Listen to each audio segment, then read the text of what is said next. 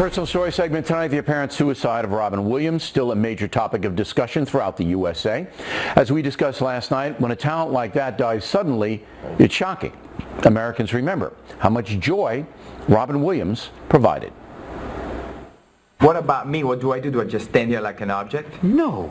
You do an eclectic celebration of the dance. You do Fosse, Fosse, Fosse. You do Martha Graham, Martha Graham, Martha Graham. Or Twyla, Twyla, Twyla. Or Michael Kidd, Michael Kidd, Michael Kidd, Michael Kidd. Or Madonna, Madonna, Madonna.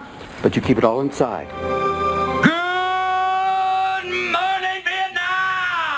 Hey, this is not a test. This is rock and roll. Time to rock it from the Delta to the DMZ. Freddie and the Dreamers.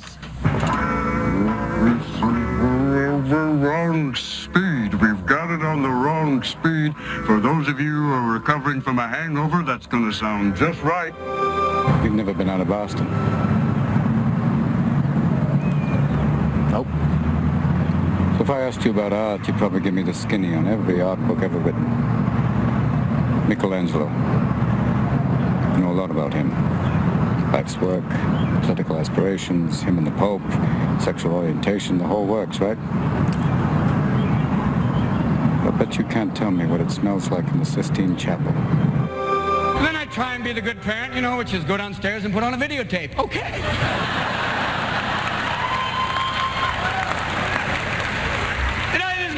Go, oh, Daddy loves you. Okay, let's put on Aladdin. What a little nice thing to put on, okay? There you go.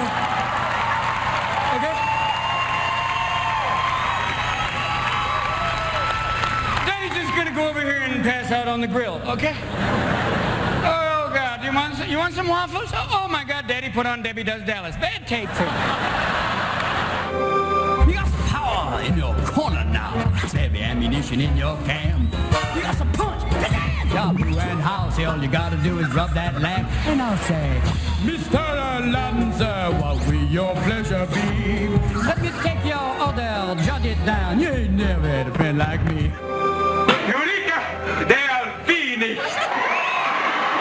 Look at my Greek cookies, they make me so happy. I've got to dance till my knees explode and my socks fall off. Dance now, yeah, yeah.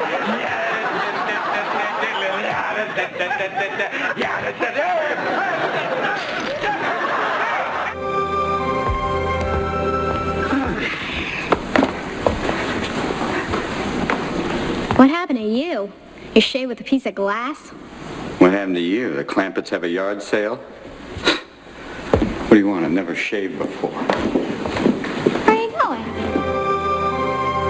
I'd like you to meet the host of your new show. Host? Euphigenia Doubtfire, dear. I specialize in the education and entertainment of children.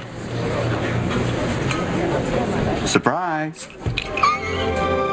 A doctor's mission should be not just to prevent death, but also to improve the quality of life. That's why you treat a disease, you win, you lose. You treat a person, I guarantee you'll win. One more outburst from you or anyone else, and you're out of this school. Leave, Mr. Keating.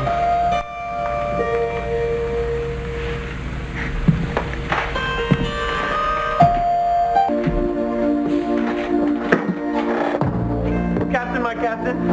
Sit down, Mr. Anderson. You hear me? How dare you? You hear me? Sit down. Sit down.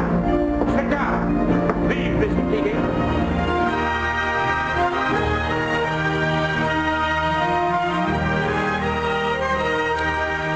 Coming next, Dennis Miller. He was a good friend to Robin Williams, and Miller will reminisce and tell us all about the actor. Moments away.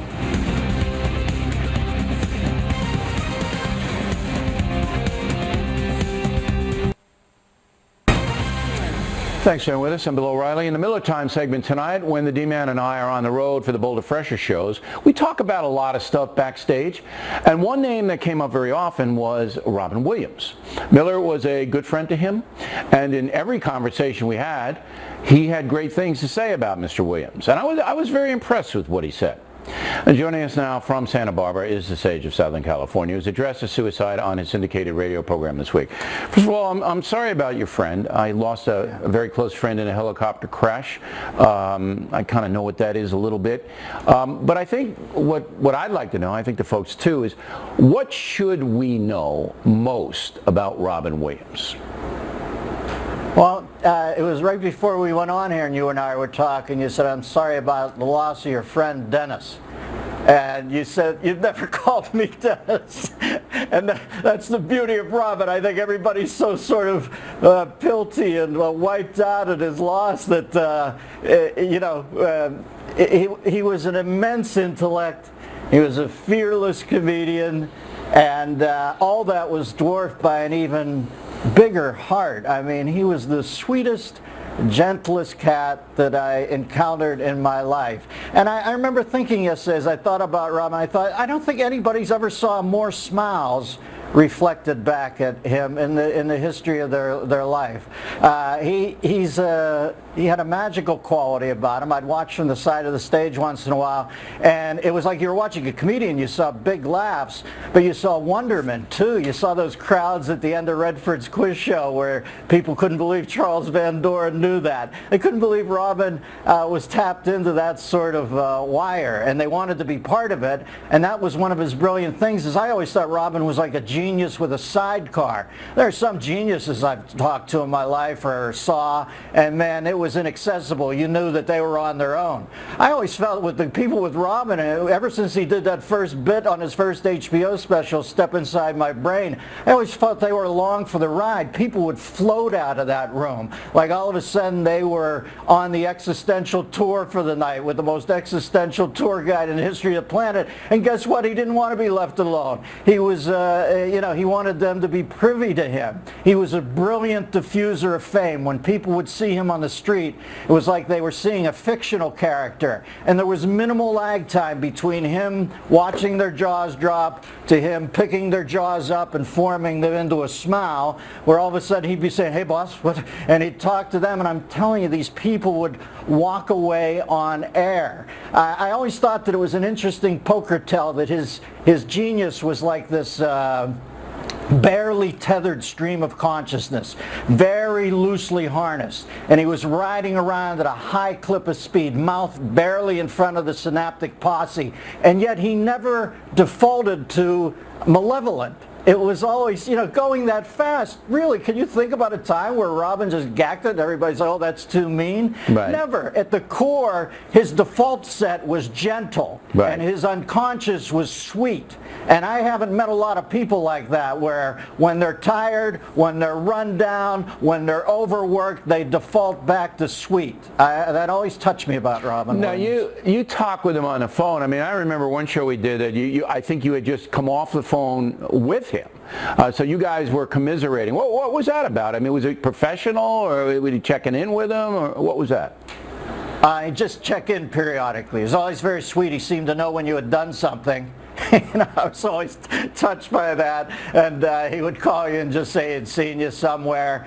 He had such great manners, Billy. I don't know, when Robin was a kid, he always told me that he played alone, and he played with toy soldiers. And when I heard that he had passed this week, I remember thinking, I guess the toy soldiers of the world just lost their best general, and the world at large has lost a friend, and a man who impacted it in that you could feel his joyful presence in the world. As far as a comedian goes, those synapses were unmatched. That guy was like that particle accelerator at the University of Chicago. Only Jonathan Winters was close, and Yeah. he lived near you, Mr. Winters, and he was, only when. Last Robin. question.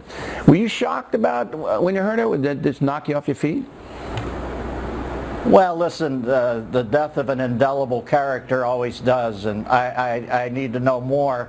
I don't need to know it now, though. I'm just in mourning. He was one of the dearest men who ever lived, and the only thing I could say is, if Robin Williams, who was a locus of joy, can get to that dark place, any of the billions of people on this planet can. And if you're ever in that corner, you have to round the corner off by getting hold of another human being. you know how quickly life can flip. You know 2 days later the sun can be out. It's that moment. Yeah. And if he could get to it, anybody could get to it. And if you want to serve his memory, never not make the call to somebody. Never. All right, it's good advice, Millith, and we appreciate it very much. Just a gentle reminder, there are 4 more Boulder Refresher shows remaining in 2014. You can see